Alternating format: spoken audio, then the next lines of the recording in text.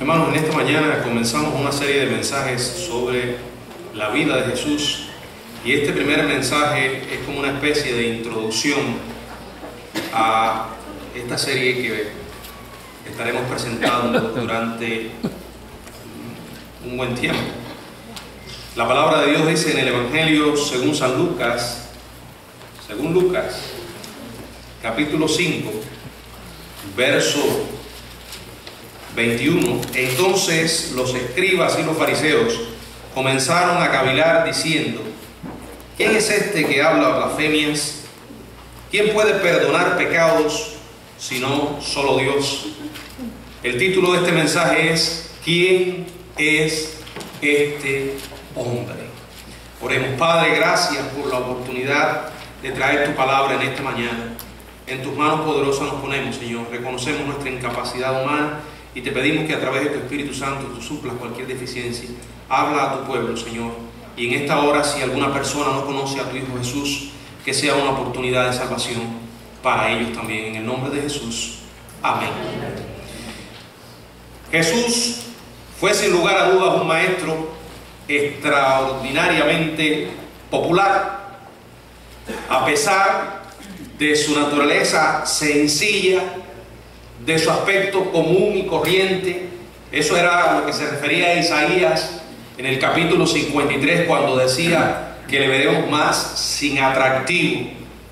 Realmente Jesús no tenía los atractivos de los grandes conquistadores, los grandes reyes.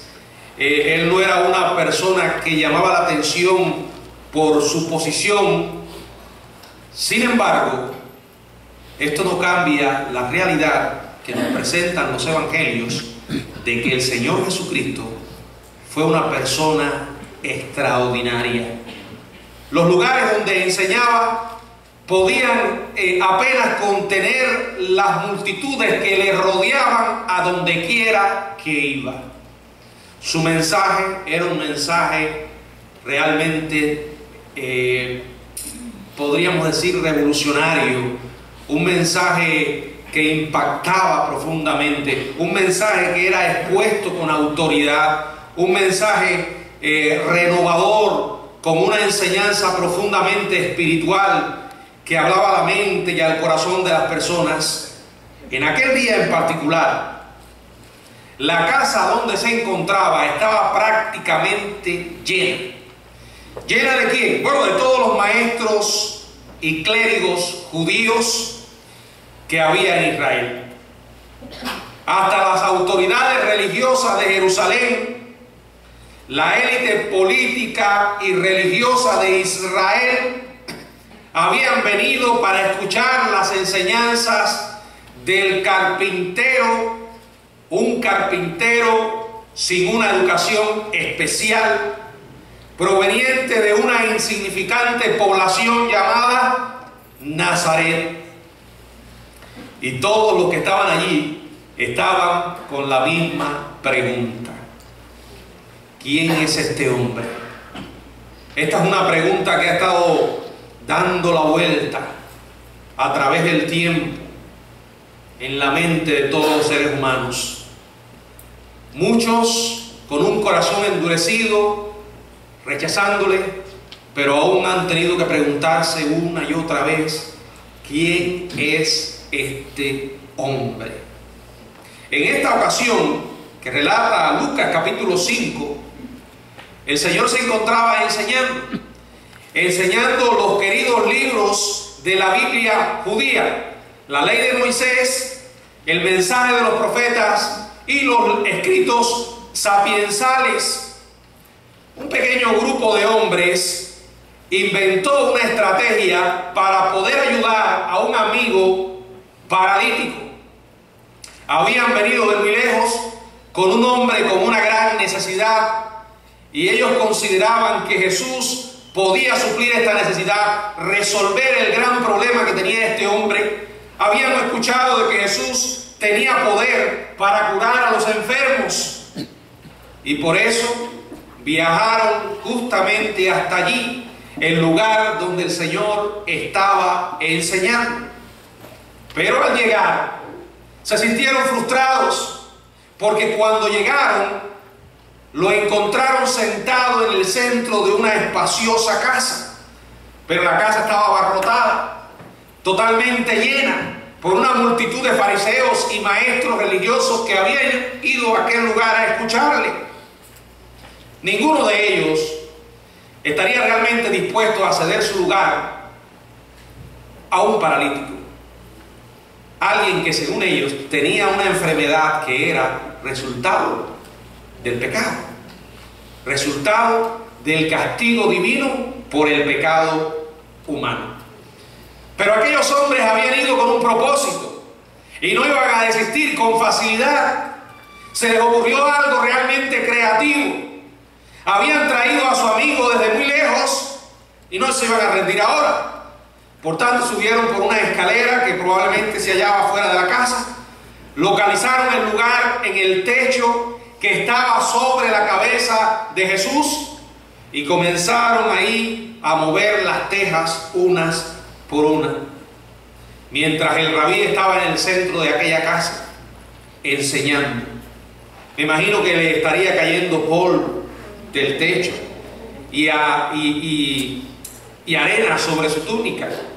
Probablemente aquellos que les estaban escuchando de vez en cuando miraban para arriba como diciendo: ¿y esto qué es? No pueden dejar de molestar. Sin embargo, aquellos hombres seguían allí moviendo las tejas, y pocos minutos después, para sorpresa de aquellos que estaban allí, desciende una camilla.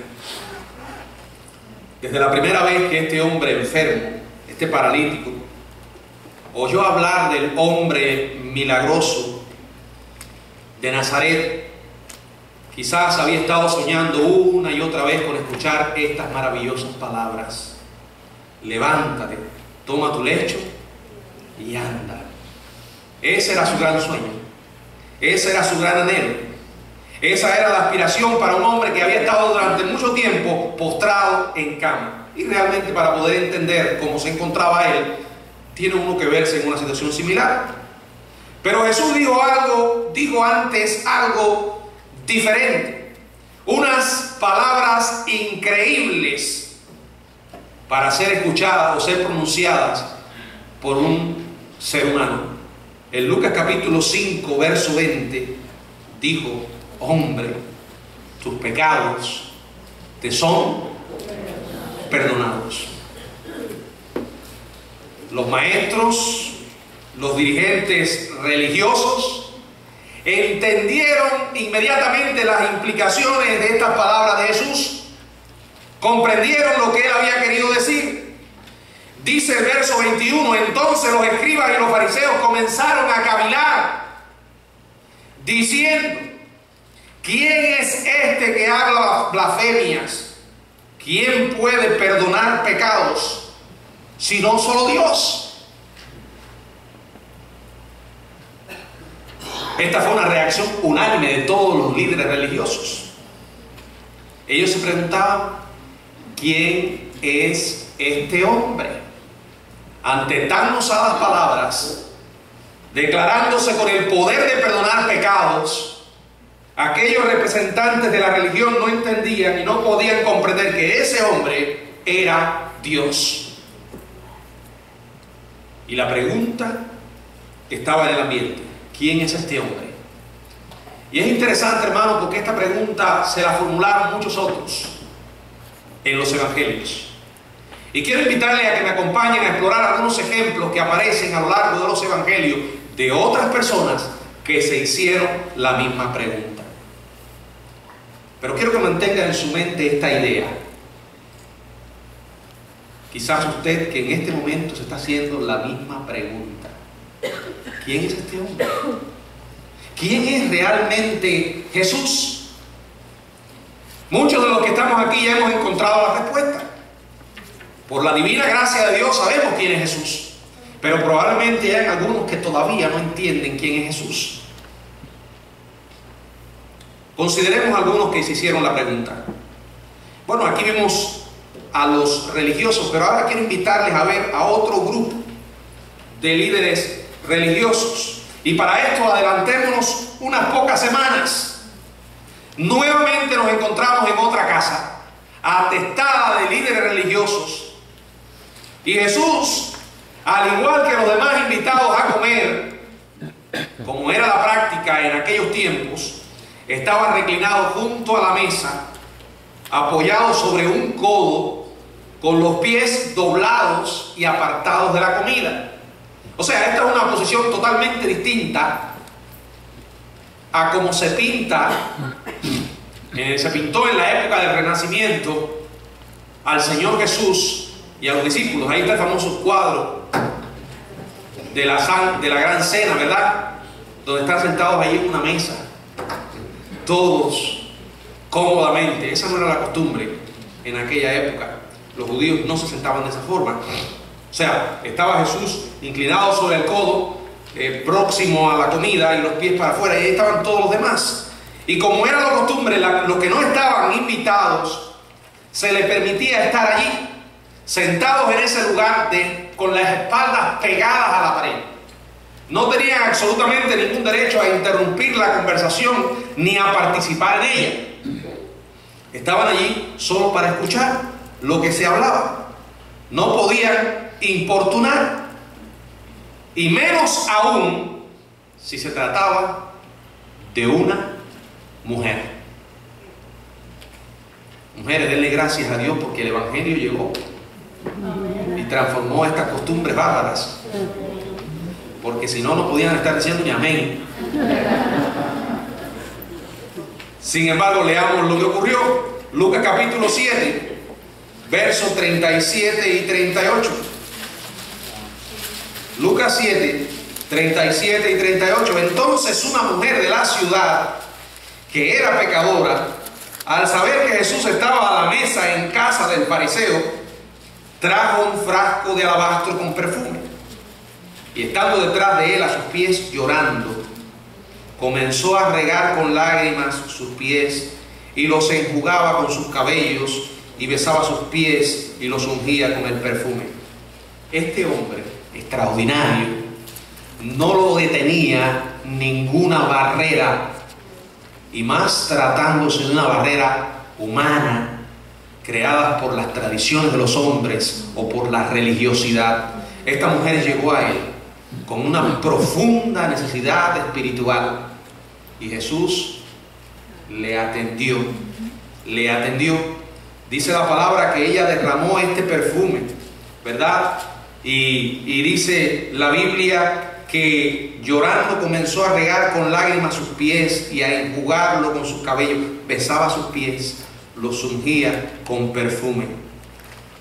Como respuesta, ¿qué hizo Jesús? Se vuelve hacia ella, probablemente le levanta el rostro para ver sus ojos, y le dice las palabras del verso 48: tus pecados te son perdonados. Una vez más, la reacción no se hizo esperar. Las autoridades religiosas otra vez, dice, y los que estaban juntamente sentados a la mesa comenzaron a decir entre sí: ¿quién es este hombre que también perdona pecados? Hay otro caso. Ahora quiero que observemos a un gobernante llamado Herodes. Mientras el Señor Jesucristo realizaba su ministerio de enseñanza, sanidad y perdón de pecados, seguía atrayendo inmensas multitudes, especialmente su grupo de discípulos que le dio autoridad de comunicar las buenas nuevas y de curar en su nombre. No pasó mucho tiempo sin que Herodes Antipa, quien gobernaba la región de Galilea como títere de Roma, oyera que un maestro se había adueñado de la imaginación de sus súbditos. En Lucas capítulo 9, ahora les invito a leer los versos del 7 al 9, dice: Herodes el tetrarca oyó de todas las cosas que hacía Jesús y estaba perplejo, porque decían algunos: Juan ha resucitado de los muertos, otros: Elías ha aparecido, y otros: algún profeta de los antiguos ha resucitado. Y dijo Herodes: a Juan yo le hice decapitar. ¿Quién pues es este de quien oigo tales cosas? Y procuraba verle. Antes de esto, los evangelios nos relatan que Juan el Bautista había confrontado a Herodes. ¿Se acuerdan? Este hombre tenía una relación extramarital con la esposa de Felipe, su hermano. Entonces, Juan el Bautista una y otra vez le decía: no te es lícito tenerla. O sea, le decía, le exponía la verdad. Al final, Herodes ordena su ejecución cuando la hija de Herodías le hace una danza. Se dice que es la danza de los 7 velos, creo. Imagínense qué clase de danza hizo la chiquilla al rey, que perdió totalmente la cabeza. Hasta la mitad del reino te daré si me lo pides. No, ella consultó a la madre le dijo: que te dé la cabeza de Juan. E hizo decapitar a Juan. Cuando la noticia sobre Jesús llega a oídos de Herodes, se repite la misma pregunta que había estado corriendo por todo el país: ¿quién es este hombre? Ahora, no solo los líderes religiosos, no solo Herodes, los mismos discípulos se hicieron la pregunta. Después de un largo día de enseñanza, los discípulos vieron algo que jamás olvidarían. En el Evangelio de Marcos, en el capítulo 4, verso del 35 hasta el 41, dice: aquel día, cuando llegó la noche, les dijo: pasemos al otro lado. Y despidiendo a la multitud, le tomaron como estaba en la barca, y había también con él otras barcas. Pero se levantó una gran tempestad de viento, y echaban las olas en la barca de tal manera que ya se anegaba. Y él estaba en la popa, durmiendo sobre un cabezal. Y le despertaron y le dijeron: maestro, ¿no tienes cuidado que perecemos? Y levantándose reprendió al viento y dijo al mar: calla, enmudece. Y cesó el viento y se hizo grande bonanza. Y les dijo: ¿por qué estáis así amedrentados? ¿Cómo no tenéis fe?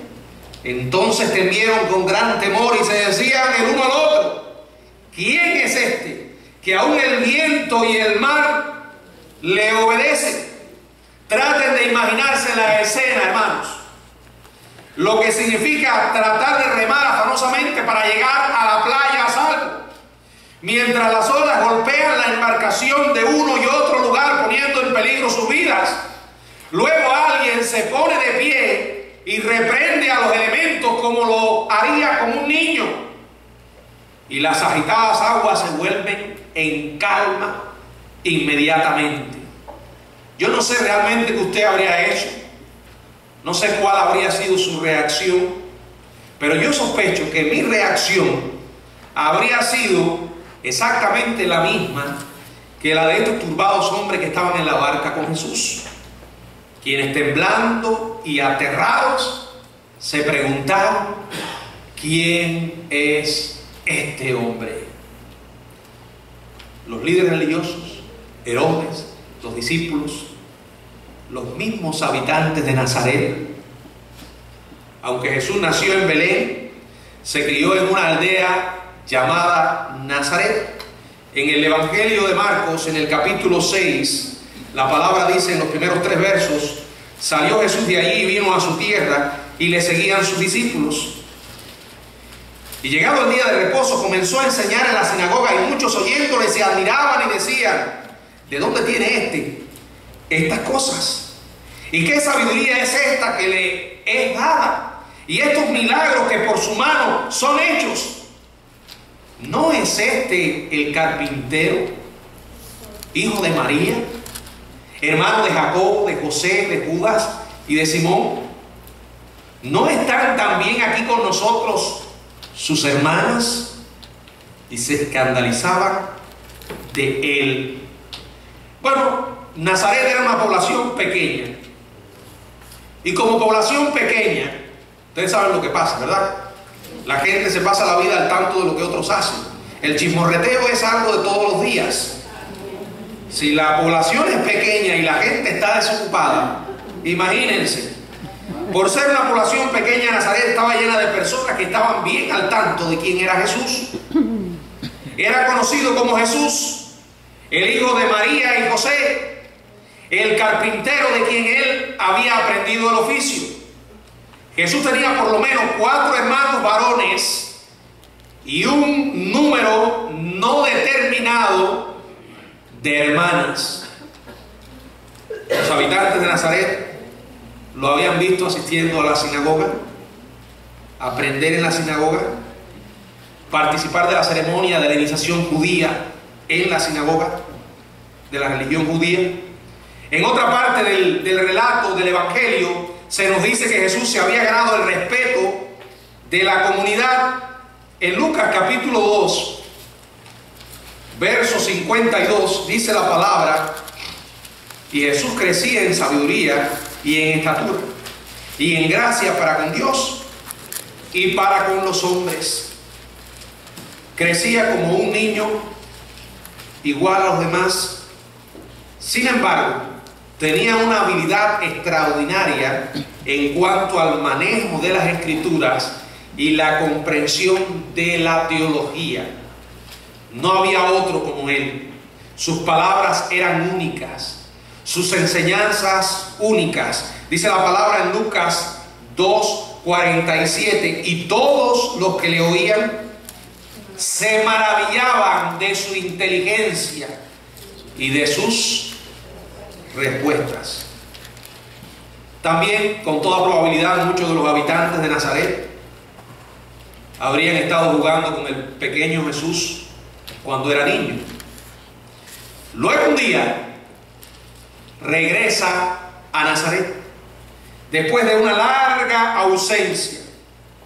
Aunque su reputación se había vuelto legendaria, los lugareños probablemente se reían de él por lo bajo debido a los absurdos comentarios que circulaban, cosa que no estaban dispuestos a creer.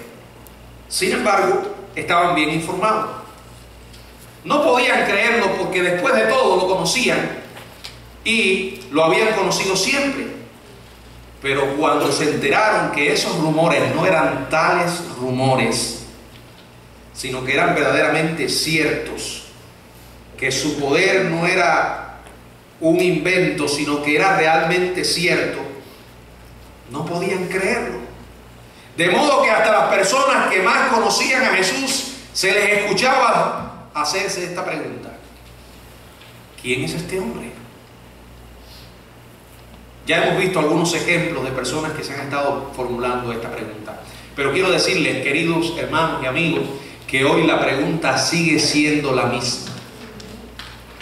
¿Te la has formulado en algún momento de tu vida? ¿Te la estás haciendo ahora? El hecho de que muchas personas no estén dispuestas a creer en Jesús como el Hijo de Dios no cambia la realidad de que Jesús es la persona más extraordinaria que ha existido. Y que su influencia ha sido única. Y que el impacto que Cristo ha producido en la sociedad humana es inigualable. Solo Jesús pudo cambiar, dividir al mundo en 2 eras. Su nombre sigue estando en la boca de muchísimos seres humanos. Probablemente todo ser humano en esta tierra, en un momento de su vida, se ha hecho la misma pregunta: ¿quién es este hombre? Y quiero decirles algo, mi intención es presentarlo de la misma manera que él se presentó, a testigos oculares hace más de 2000 años.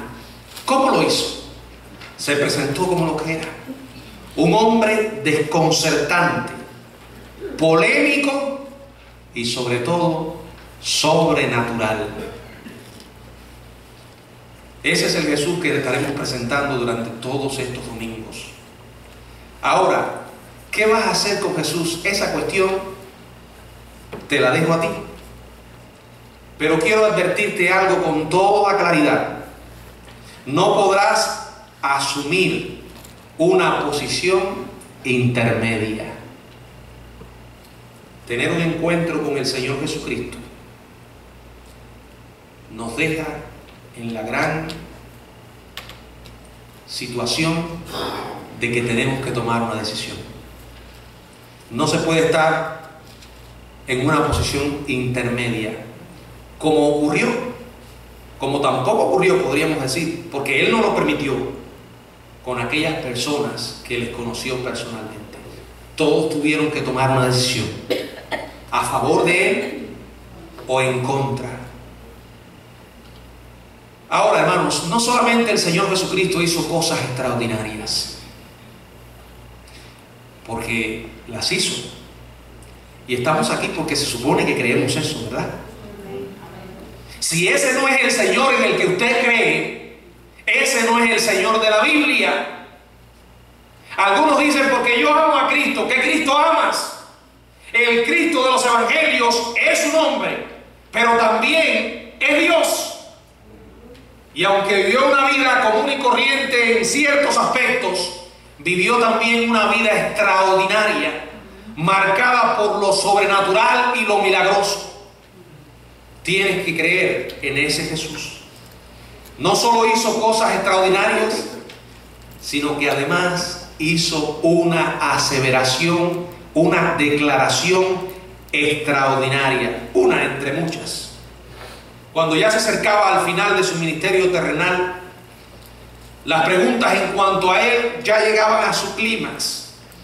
La gente se había estado preguntando quién era Él y habían intentado dar algunas respuestas. Dice la palabra en Mateo, les invito a leer en el capítulo 16, verso 13 y verso 14.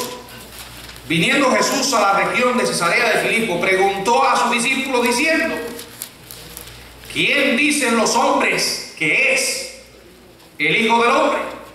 Ellos dijeron, unos Juan el Bautista, otros Elías y otros Jeremías o alguno de los profetas. ¿Qué pasaba aquí? Que las teorías acerca de Jesús, acerca de quién realmente era, abundaban. Había muchísimas opiniones. Al final, cuando Jesús supo que había llegado el momento preciso y que sus discípulos ya habían tenido suficientes evidencias en cuanto a quién era Él realmente, les pregunta en el verso 15: ¿y vosotros quién decís que soy yo? Yo quisiera por unos minutos que usted pensara que el Señor Jesucristo le formula esta pregunta. Probablemente conozcas todas las opiniones que existen acerca de Jesús. Y en ese momento, cuando el Señor te hace la pregunta, vienen todas a ti. Y probablemente vengan algunas que tú mismo has estado considerando sobre quién realmente es Jesús. Él te pregunta, pero tú, ¿quién dices que soy yo? Claro, en esta ocasión, Jesús no hizo una pregunta en singular, sino que la hizo en plural. Y me imagino que el grupo probablemente debe haber estado tartamudeando y evadió la respuesta antes de que un valiente discípulo, en el cual las palabras eran más rápido que los pensamientos, dijo: tú eres el Cristo. En el verso 16. La palabra Cristo, ¿qué significa? Significa ungido. En Israel, ser el ungido del Señor significaba ser el rey. O sea que Pedro declara que Cristo era el tan largamente esperado rey de Israel. Y quiero decirle que esto fue como el Señor le dice, aparte de todo, el Señor, Dios mismo iluminó a Pedro para hacer esta declaración. Porque aunque los judíos habían estado esperando al tan anhelado Mesías, como dice Isaías 53, Jesús no tenía atractivo en el sentido de que no llenaba las expectativas que probablemente tuvieran ellos. Para los judíos, un Mesías crucificado era realmente una versión, algo que rechazaban. Ellos no podían aceptar un Mesías clavado en una cruz. Sin embargo, Pedro le dice: tú eres el Cristo, tú eres el ungido, tú eres el Mesías, el rey de Israel. Pero ¿se quedó Pedro ahí? No. Pedro afirma otra verdad. Dice: tú eres el Cristo, el Hijo del Dios viviente. Al Pedro hacer esta declaración estaba diciendo que Jesucristo era digno de toda adoración como Dios, al que los judíos devotos habían estado adorando en el templo durante siglos. Ahora quiero que observen la reacción de Jesús. Él no opone ninguna objeción a las palabras de Pedro. Al contrario, lo alaba y le dice: bienaventurado eres, Simón, hijo de Jonás, porque no te lo reveló carne ni sangre, sino mi Padre que está en los cielos. En otras palabras, el Señor le dijo a Pedro: Pedro, lo entendiste. Fue una revelación sobrenatural que recibiste del cielo. Yo soy en verdad Dios. ¿Quién es este hombre? Si creemos lo que él dijo acerca de su propia persona, vamos a decir: Jesucristo es Dios. Saben, he conversado con mucha gente y he visto a lo largo del tiempo personas manifestarse, y he llegado al convencimiento de que la mayoría de la gente acepta sin dificultad alguna, la gran mayoría hoy, sobre todo en estos tiempos, que Jesús realmente existió. Pero muchos dicen que fue simplemente un judío de Galilea que vivió y enseñó durante el primer siglo, que sufrió el martirio por sus enseñanzas, que sus enseñanzas fueron radicales y de mucha influencia, pero niegan sus milagros y rechazan la idea de que Él realmente fuera Dios. Pero este punto de vista, esta opinión acerca de Jesús, realmente no explica por qué hubo tantos que estuvieron dispuestos a seguirlo hasta el punto de morir como mártires. Y por qué el Señor Jesucristo sigue hoy impactando el mundo de una manera tan, pero tan profunda. Porque ya no se trata solo de que Él existió, sino que su influencia sigue hoy sobre la humanidad. Sigue el Cristo vivo, cambiando y transformando vidas.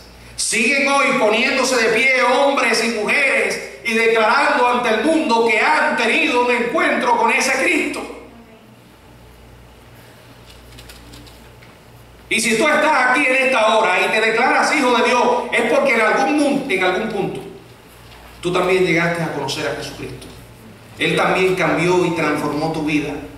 Pensemos, por ejemplo, en grandes hombres como Alejandro Magno, Augusto César, grandes conquistadores como Constantino, conquistaron inmensas extensiones del mundo conocido.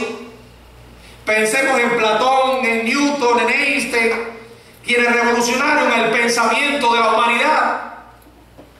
Pensemos en todos los grandes músicos, compositores, filósofos, constructores y líderes que han impactado a la humanidad de una manera positiva. Otros hombres han conquistado más, han escrito más, han construido más, pero quiero decirles que ninguno ha tenido tanta, pero tanta influencia sobre tantos millones de personas en el mundo de una manera tan grande, de una manera tan personal y permanente, que aquel humilde carpintero de Nazaret.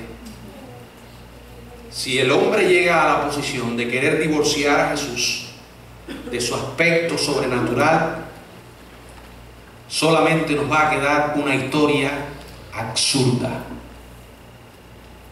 Sin el aspecto sobrenatural de la vida de Cristo, Jesús es una persona común y corriente, nada más.